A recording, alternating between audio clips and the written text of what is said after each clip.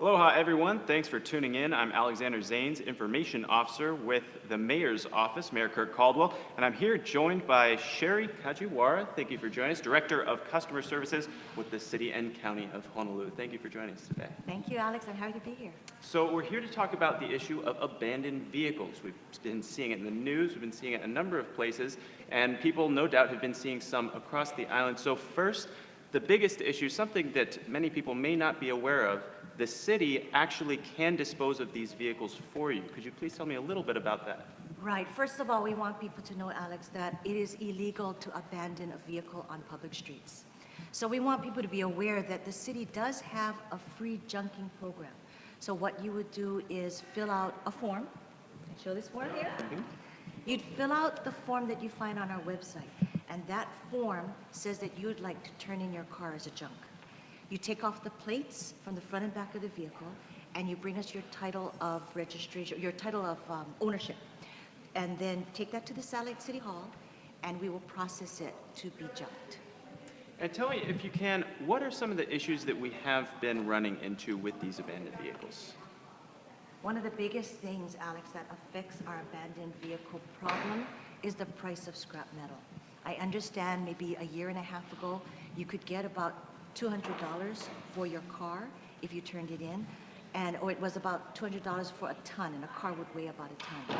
But currently, it's running at about $6 a ton, which makes the incentive to turn in your vehicle as people should be with their own trash not as good, right? So they are choosing, which they shouldn't, to just leave it on the side of the street. Switching gears a little bit, we have military members, obviously a lot of members of the military here on the island. Some of those military members, we've run into the fact that they may get deployed or maybe in certain situations where they have to leave the island, and unfortunately, instead of turning these cars in or going through the proper channels, they are abandoning these vehicles. What have been some of the issues with that, and how have we been working to keep that from happening or to work with these military members? One thing that I think is important to clarify at this point is that, yes, many of these vehicles were still, the military member was the last owner on record. So we identified them as military cars. In our pursuit of contacting the owners as required by the military's SCRA policy, we have discovered that several of these cars the military properly sold and did what they should do with some of these, but the new owner failed to register the car in their name, so it was still showing up in the military member's name. So to be fair to the military, several of them have done what they should, but there are, yes, some military cars that are out on our streets, and we have had to put programs in place that ensure that we meet the requirements of the Civil Members Relief Act, and that means we must notify the member that we have their car, allow them the opportunity to collect their car, or sign a waiver that allows us to destroy or junk their vehicle. And in the absence of any of that, we would need to seek a court order. And again, military member or not, anyone from the public can use this city's free service to get rid of a car that might otherwise be abandoned. True, and militaries actually have another avenue. The military has started a program where their members can turn in their cars to be sold to new military families coming onto the island. And that's a win-win. So that also came out of this whole 2-year process to address military cars. And you can also go to, there's a website, if I'm correct, within the City and County of Honolulu. Tell me a little bit about how that website might work.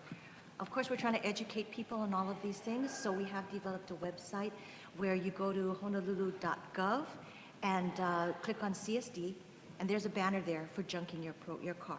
And that will walk you through all of the steps and tell you what is allowed, what is not allowed, and how do you go about doing your business. And again, a much easier process, obviously, than having to deal with these abandoned cars in the street, because I know it's tough for these tow companies because there's many issues that can arise.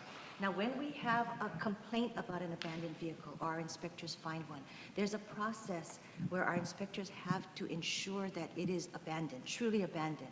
And that takes days, sometimes weeks, where you mark the tire, go back and check repetitively. And then once it's declared as abandoned, then the law requires us to hold the vehicle until we can send proper notice to the owner, allow him time or her time to claim the vehicle or the contents of the vehicle, and then when that due process has occurred, only then we would have to put the vehicle on auction, which would take another month. So we're holding on to a lot of these vehicles where if you use the junking program, gives us the right to take action that day. And I understand there's new legislation that's in the works, hopefully going to be signed, if I'm correct, signed soon. Can you tell me a little bit about that? And I understand 10 days is an important marker there. You know, this was my very first time working with the state legislature, and I've met fantastic people. Senator Shimabukuro, Representative Gates are just great people. They recognize the need to address this big issue, and they drafted legislation, and I worked with them, but with their guidance, we have been able to change the law. So right now, they have removed the requirement by auction.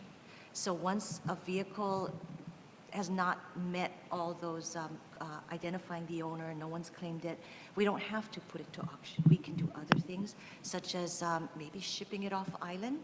We could probably sell it to a wholesaler, but the process is up to us now, and that gives us flexibility.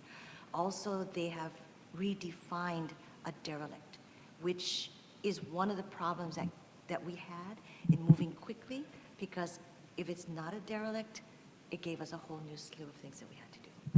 And finally, we understand there's a number people can call. Is it 768-2530? That is the abandoned vehicle hotline, 768-2530, where we invite people to call. There's also an online form where you can submit the request online, and we'll have an inspector go out there and inspect whether or not that vehicle is abandoned. Perfect. Well, thank you again so much for joining us, and hopefully I know it's cleared some things up even for myself, and hopefully for some people watching at home. So thank you all again for joining us, and we'll see you next time on the Mayor's social media.